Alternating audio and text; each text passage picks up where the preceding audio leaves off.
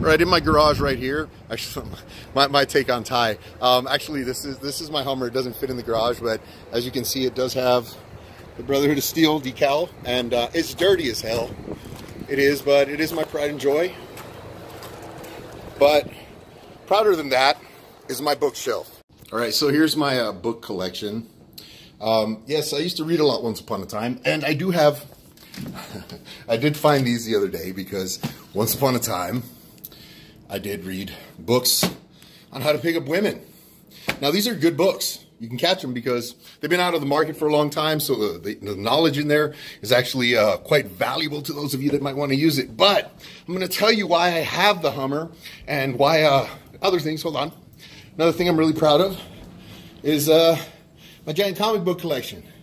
I have a couple thousand comic books. Others I have in Mylights bags and locked up.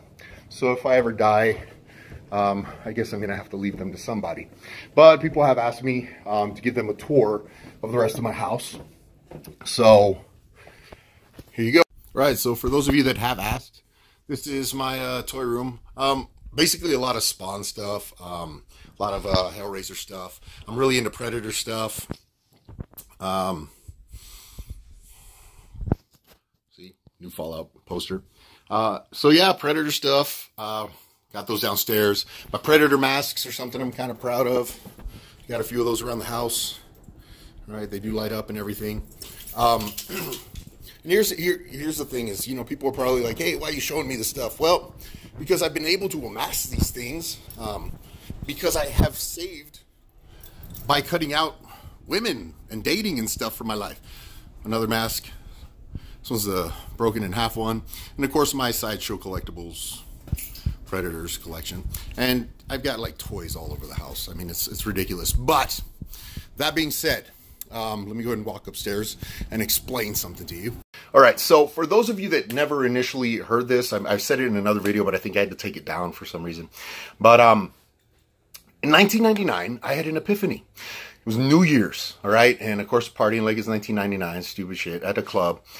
And I kind of was hooking up with this girl, and I was with her group of friends. Now, the male to female ratio at this club was ridiculous. There were so many men. So women automatically were worth more value or assigned the value that men were giving them, which was way too high to begin with. And her group of friends, which were, you know, average looking, were just being mean and using men and laughing at how they were using men. And just, you know, I was seeing it. And I was like, man, these men are like hyenas just reaching for scraps and just fighting over each other for these average women that had nothing to offer. They really weren't, because it's not like they were sweet. They were being jerks about it. They were like, haha, did you see how I used them? Oh, let's fight. And they were just laughing about it. And I had an epiphany. I was like, you know what? I'm not going to ever be a hyena. This is just sad. And I'm a lion. I'm straight up a lion. If I want that, I'm going to reach out and grab it because it's there. I'm the king of the jungle. I'm at the top of the hill. I'm not going to be a hyena ever, and I'm not going to let these girls control me like that.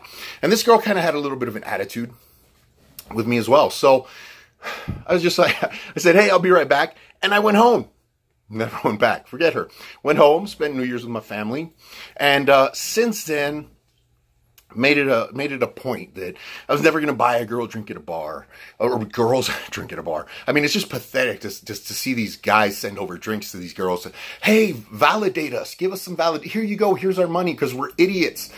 Don't do it, because there's other things in life. And I've been able to pay off my house. I live in a 3-bedroom, 2,100 square foot house. It's paid off. My Hummer is paid off. My Mustang is paid off. I don't live paycheck to paycheck because I was able to avoid, draining. I mean, just, it's a drain on money to date these girls. You know, $40, $50 for dates. You don't know if it's going to work out. And, you know, first, the investment side for men is ridiculous, okay?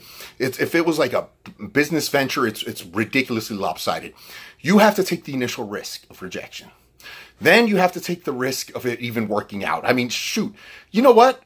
Anyone, call me up. I will gladly go to dinner with you and hear whatever you want to talk about as long as you pay for it. It is not a bother for me. So to hear women complain about, oh, this date was so blah, blah, blah, and he was so...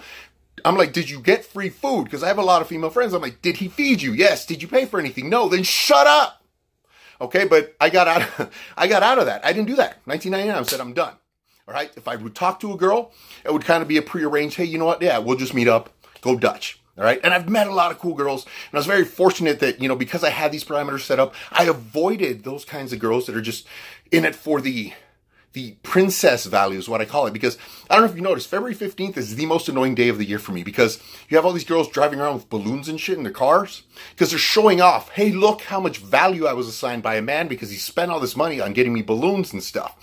That's not the type of girls you guys want. We don't need them. In fact, we need to start taking control back. And I'm a perfect example of what happens when that does. Yes, I've been married, failed at that, wasn't very good at it. A lot of it not my fault. But I was fortunate that, you know, I came out above still anyway. I mean, it wasn't like I saved money during those years instead of going out and dating, which, you know, I see my friends that just are still, you know, locked in a 30-year fucking mortgage. They're locked in, you know, the vehicles that they're paying for. And we got to stop assigning them that value. We got to stop, you know what? We level up. I've leveled up to a point where, you know what? If it's there, if I want it, it's there. Okay? I don't need to fight for it. I don't need to work for it.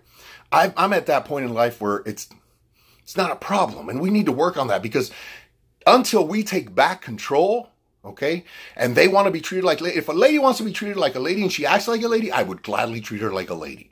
But a lot of these ladies don't. Okay, they have they have this false sense of just superiority and value that's assigned to them. And I'm going to get on a whole social media. I have a whole thing on social media on how to, you know, even that out. That'll be my next post, but just wanted to post this one because people had asked me to show some of the stuff around my house. And that is the benefit of not dating. All right. And yes, I've dated. Okay. But there's a huge screening process in this. All right. If this girl's like right up front demanding, hey, let's, I'm like, no, girl, you know what? I'm not a risk taker. You know, if I'm going to invest in a venture, I need to make sure it's worthy of investment, and that, you know what, I'm going in as a partner, because that's the important thing, as a partner and not a lone investor, because that's what happens in relationships nowadays, is they're expecting you to be the lone initial investor and take all the risk at the beginning, and they just lay back and just, oh, well, you know what? Next, on to the next one. All right. Don't be that. Don't be on to the next one. All right. Be smart, guys. Heads up. We're taking it back. Taking the power back. All right. I'm not saying there ain't good women. There's a lot of good women out there. All right. I'm just talking about this certain subset that seems to be the ones that are getting most of the attention. And men are foolish enough to be the hyenas that are going after those scraps. And that's what you're going after, scraps. You're not valuing the women that should be valued. All right. That being said, thank you guys for paying attention. Have a good one, and I'll come up with that social media one. I'm working on it. I'm trying to get all the pictures and everything put it together so I can tell you guys how we can work on that, and if it's something that we can actually win. All right.